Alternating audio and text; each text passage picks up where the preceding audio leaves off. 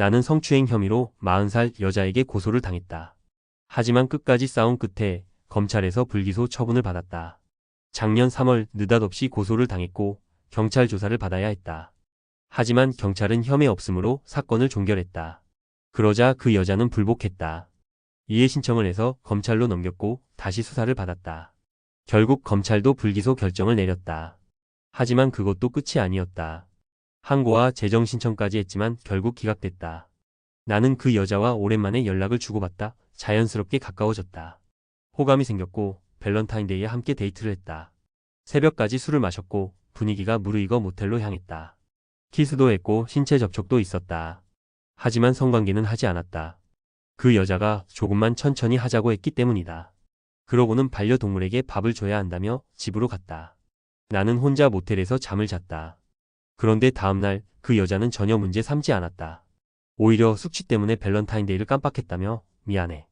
내가 평생 녹여줄게라고 했다. 나는 이상한 낌새도 못 챘다. 그런데 며칠 후 상황이 급변했다.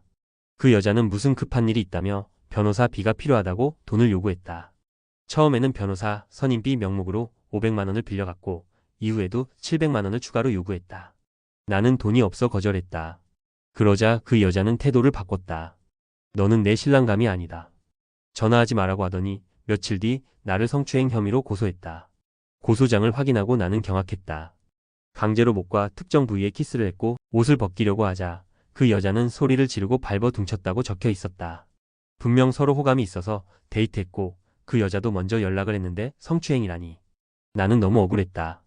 게다가 교통사고로 보험금 7천만 원을 받기로 되어 있던 걸 알게 된 후부터 적극적으로 다가온 것도 이상했다. 내가 돈이 많을 줄 알고 접근했던 걸까? 나는 지난해 11월 그 여자를 무고와 사기 혐의로 고소했다. 하지만 무혐의가 나왔다고 무고죄가 자동으로 성립하는 건 아니란다. 변호사도 돈을 요구한 부분이 있어 무고죄, 공갈죄가 성립될 가능성이 있다고 했다. 나는 정말 억울하다. 별짓을 안 했는데도 고소를 당했다. 만약 검찰에서 유죄 판결이 나왔다면 나는 평생 전과자로 낙인 찍혔을 것이다. 세상이 이렇게 돌아간다는 게 믿기지 않는다. 이제는 내가 법적 대응을 해야 할 차례다. 나는 끝까지 싸울 것이다. 결론은 이렇다. 돈도 없는 나에게 대체 뭘 뜯어낼 게 있다고 접근했는지 모르겠다. 그 여자는 만 40세다. 결혼한 적도 없는데 처녀라며 내가 더 노력하지 않았다고 성추행 고소를 했다. 그런데 무혐의가 나왔다고 무고죄가 성립되지 않는다니. 미칠 노릇이다. 나는 이대로 억울하게 당하고만 끝내야 하는가?